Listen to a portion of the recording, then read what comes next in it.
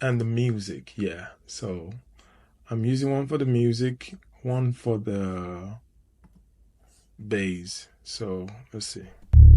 See right there? Once you play the bass, this dark around uh yeah, 120 on the music. Yeah. And I'm also using EQ to cut some off. So then the other one, I think that is for kick, I'm guessing. No, it's not kick. Where's the other one? Maybe vocals. No, it's not vocal. Yeah, it is vocal. Yeah. So I'm ducking those low notes on the vocal when the bass is playing as well.